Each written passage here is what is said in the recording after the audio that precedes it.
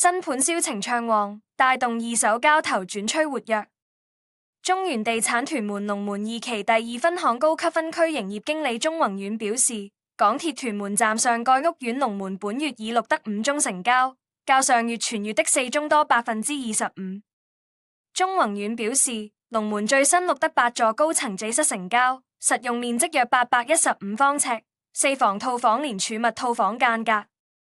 今年2月份開價1250萬元放盤，因業主趕賣樓移民，近日見有買家誠意洽購，願意劈價200萬元或16%，以1050萬元易手，尺價約12883元，較低層同類型單位去年12月1105萬元成交價低出約5%。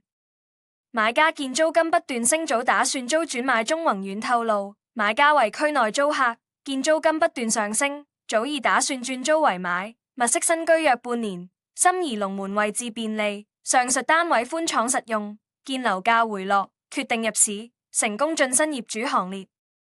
據悉，原業主於2013年以約840萬元一手買入單位，持貨約12年，現轉售賬面獲利約210萬元，單位期內升值25%。